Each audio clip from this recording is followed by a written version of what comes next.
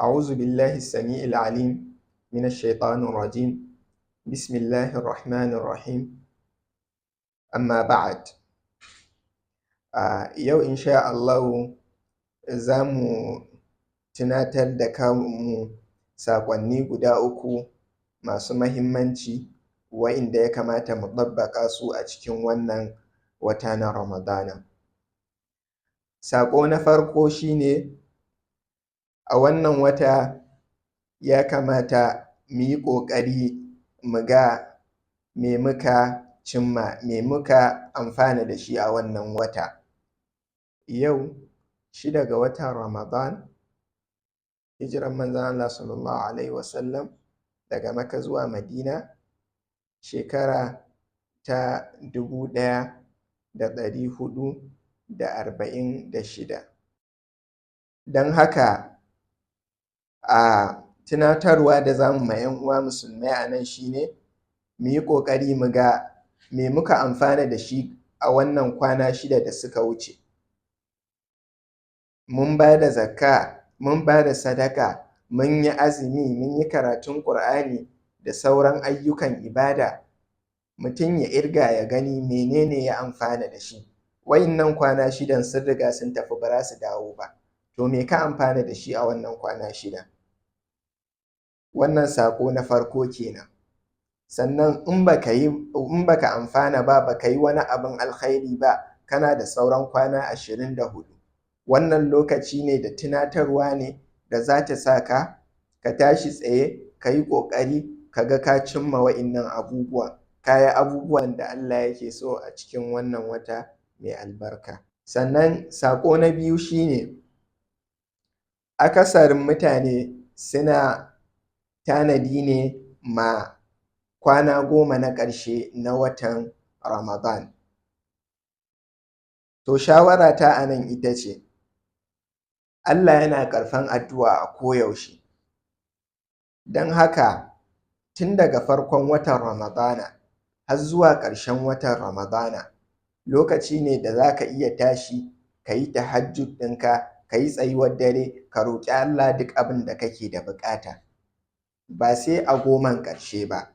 Akasarin mutane suna tanadi ne ma iya 10 ƙarshe. Amma ka tashi a dukkanin Ramadana ka yi sallan darenka. Ba dole sai a 10 ƙarshe ba wanda za ka je masallaci a yi jam'i tare da jama'a. A'a, za ka iya tashi kafin a fara na 10 ƙarshe. Kullum za ka iya tashi, kana da buƙatu da kake nema a wajen Allah subhanahu wa ta'ala, ka tashi ka yi tahajjud ɗinka, ka roƙi Allah. Ba dole sai ka jira wannan 10 ƙarshe ba. Za ka iya tashi daga 20 ɗin farko ka roƙi Allah duk abin da kake da buƙata, ba sai lallai a 10 ƙarshe ba. Sannan saƙo na uku, wasu addu'o'i ne masu mahimmanci da ya kamata kowane musulmi ya tabbatar yana yin su a cikin wannan wata na Ramadana tun daga farkon shi har ƙarshen shi. A kullum daga cikin ranakun watan Ramadana ana so mutum ya karanta wa'innan addu'o'i. Addu'a ta farko ita ce, Allahumma ballighna lailatul qadr.